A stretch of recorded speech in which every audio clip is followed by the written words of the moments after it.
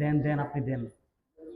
তো ওলামায়ে কেরাম সহ বিভিন্ন দীর্ঘ বিভাগ থেকে ছুটে আসা ইসলাম প্রেমিক যুবক ভাইরা, বাবার বয়সী মুরব্বীরা, পর্দার অন্তরালে অবস্থানরত আমার শ্রদ্ধেয় মা ও বোনেরা, ছোট ছোট আমার কলিজার টুকরারা, স্কুল কলেজ মাদ্রাসা ইউনিভার্সিটির ছাত্র ভাইরা, আসুন আমরা প্রত্যেকেই দল মত নির্বিশেষে সে আল্লাহর দরবারে শুকরিয়া আদায় করি যে আল্লাহ পাক দয়া করে, মায়া করে, মহব্বত করে, ভালোবেসে আমাকে আপনাকে জালিসুর রহমানের বেহেশতের বাগানে আল্লাহ এবং আল্লাহর রাসূলকে পাওয়ার মজলিসে, গোলামাতের মজলিসে, নেক কামানোর মজলিসে আসার বসার তৌফিক দান করেছেন। সে আল্লাহর দরবারে শুকরিয়া আদায় করি, সবাই করি আলহামদুলিল্লাহ। আমার বন্ধুগণ, আলোচনার সময় একেবারেই নাই, তো এই জন্য কোন প্রকার ভূমিকা ছাড়াই সার সংক্ষেপে সামান্য কিছু কথা বলে বয়ান শেষ করব। আল্লাহ রাব্বুল আলামিন পবিত্র কোরআনের মধ্যে অসংখ্য আয়াত নাযিল করেছেন। তার মধ্যে রাসূল সাল্লাল্লাহু আলাইহি ওয়াসাল্লামের উপর বিশেষ বিশেষ কিছু আয়াত নাযিল করেছেন। তো আমাদের শিক্ষা নিতে হবে সাহাবায়ে কেরাম ও নবী রাসূল যেভাবে চলেছেন সে পথ থেকে। তো ভাইরা আমার, আল্লাহ রাসূল সাল্লাল্লাহু আলাইহি ওয়াসাল্লাম ইব্রাহিম আলাইহিস সালামের সন্তান ছিল দুইজন, একজন ইসহাক আর একজন হলো নবী ইসমাঈল। দুনিয়াতে যত নবী রাসূল আছে সব নবী রাসূল হলো ইসহাক আলাইহিস সালামের বংশধর, আর ইসমাঈল আলাইহিস সালামের বংশধর হলো স্বয়ং আমার রাসূল মুহাম্মদ রাসূলুল্লাহ সাল্লাল্লাহু আলাইহি ওয়াসাল্লাম।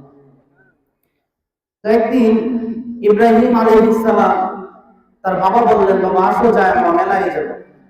তিনি মানতে খাটিয়ে বললেন যে না, আমি অসুস্থ, যেতে পারবো না। তো আমার বন্ধুগণ, তিনি যখন গেলেন না, সমস্ত এগুলো আপনারা জানেন, সমস্ত মূর্তিগুলো ভেঙে চুরমার করে দেওয়ার পর তার বিরুদ্ধে যখন অভিযোগ করা হয়, ওই যুগের জালিম শাসক ছিল নমরুদ, তাকে অগ্নিকুণ্ডের মধ্যে ফালানোর পরে একজন ফালানোর মধ্যে যখন ফেলে দিলেন, যখন তিনি বের হলেন, এমন মুহূর্তে দেখে বের হওয়ার পরে ইব্রাহিম আলাইহিস সালাম বলেন, আমি 41 দিন পর্যন্ত আগুনের মধ্যে ছিলাম, যখন মানুষ হেদায়েত পায়নি, এই জাতি আর কোনদিন হেদায়েত হবে না। তখন আল্লাহ পাক রব্বুল আলামিন একটি আয়াত ইব্রাহিম আলাইহিস সালাম পাঠ করেন, বিসমিল্লাহির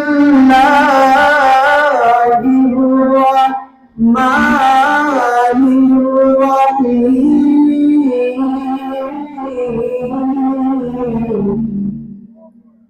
ختم الله على قلوبهم وعلى سمعهم وعلى أبصارهم غشاوة ولهم عذاب عظيم। আমার ভাইরা, আমার বন্ধুগণ, নবী ইব্রাহিম এই আগুনের মধ্যে যখন পড়ে গেলেন, আগুনের মধ্যে পড়ে যাওয়ার পর জিবরাইল আলাইহিস সালামকে আমার আল্লাহ বললেন, যাও যাও যাও, আগুনের মধ্যে গিয়ে নবী ইব্রাহিমের খোঁজ খবর নিয়ে আসো আমার বন্ধু। কারণ নবীরা যেখানে যায় জিবরাইল আমিনও সেখানে যায়। নবীরা যদি সাগরের কোনে মাছের পেটে যায়, ওইখানে জিবরাইল আমিন যায়। নবীরা যদি জেলখানার ভিতরে যায়, ওইখানে জিবরাইল আমিন যায়। আমার ভাইয়েরা, অল্প কিছুক্ষণের মধ্যে বায়ান শেষ করে দিব। জিবরাইল আলাইহিস সালাম ইব্রাহিম নবীর কাছে এসে বললেন, নবী ইব্রাহিম, আপনি আমাকে বলেন, আমি আপনাকে আগুন থেকে রক্ষা করব। এই যুদ্ধ করতে করতে ইব্রাহিম নবীর বাবা হযরত বললেন, আমি আমার সন্তানকে উলঙ্গ করে দেব। নাউজুবিল্লাহ। আমার ভাই, আমার বন্ধুগণ, ইব্রাহিম আলাইহিস সালাম কে বলেন, ইব্রাহিম,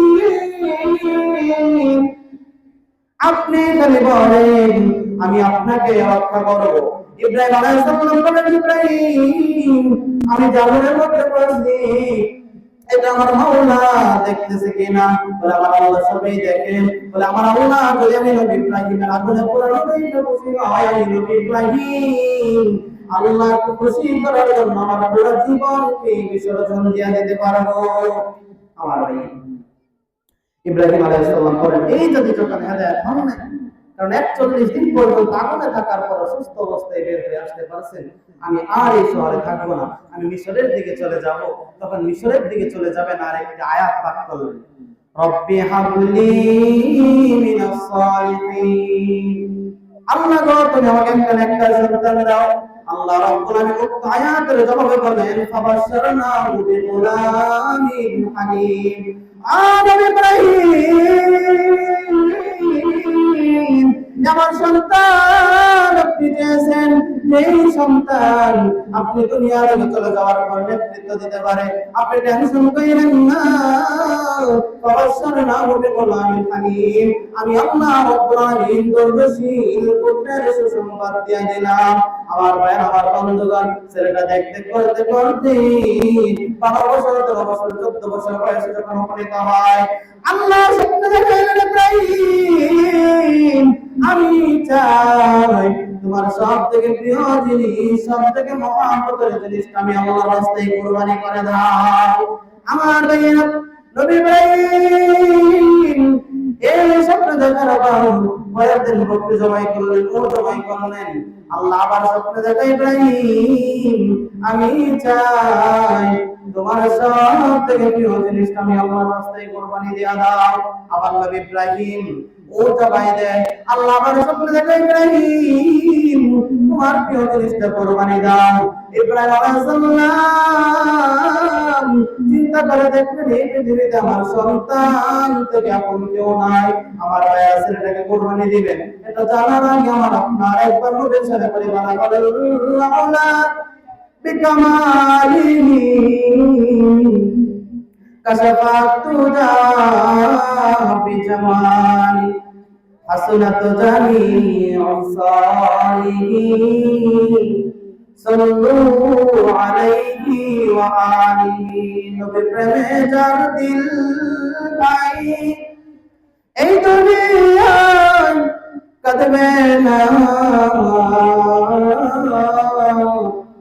রোজ হাশরে ভাইজান তারা নবীর সুপারিশ পাবেন না। বিকামালিহি কাশাফাত দুজা বিজামাল হাসনাত জামিউস সালিহিন সাল্লু আলাইহি ওয়া আলিহি। আমার ভাইয়ের, আমার বন্ধুগণ, অল্প কিছুক্ষণের মধ্যে বয়ান শেষ করে দেব, আজান হয়ে যাবে। তবে আমার বন্ধু রে, এই মাহফিলটাকে সাথে দিয়ে আমার মাদ্রাসার ছাত্র ভাইরা হুজুর উস্তাদরা অনেক কষ্ট করেছে। এই কষ্টের বদলা ভাবো দুনিয়ার মধ্যে দেবে তো শেষ হয়ে যাবে। আপনি দুনিয়ায় শেষ কইলেন না, আখিরাতে জান্নাত মত দিয়া সমস্ত মানুষদেরকে ধন্য করে দিয়ে। আমার ভাইরা ও বন্ধুগণ, আমার নবী ইব্রাহিম কে কুরবানি দেওয়ার জন্য ছেলের বাবা ডাক দিয়ে বলেন, ইয়া আবাতি ফাআলনা উমার। বাবা যখন বললেন, ও ইসমাঈল, আল্লাহ তো এই স্বপ্ন দেখাইছে আপনাকে কুরবানি দেওয়ার জন্য, তোমাকে কুরবানি দেওয়ার জন্য, তুমি কি চাও? ফাআলনা উমার। ইসমাঈল আলাইহিস সালাম ডাক দিলেন, ইব্রাহিম ও বাবা, আমি কেন বলবো? আমার কাছ থেকে আপনার কেন অনুমতি নিতে হবে?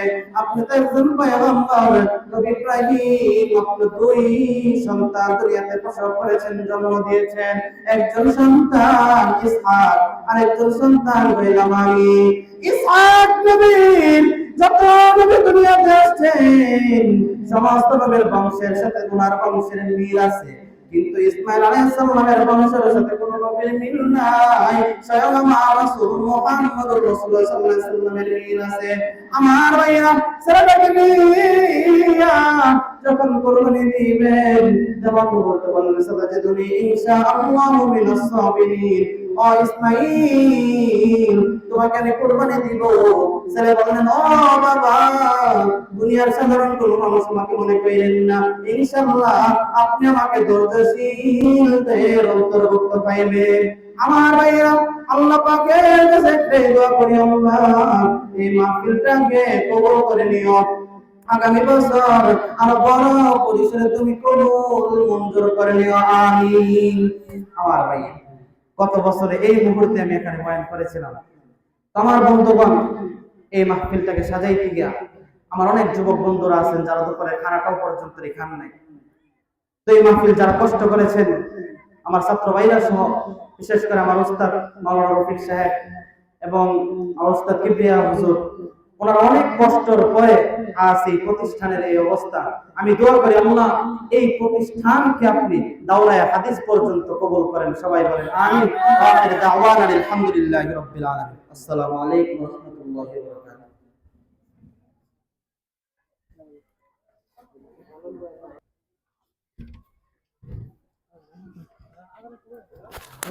সময়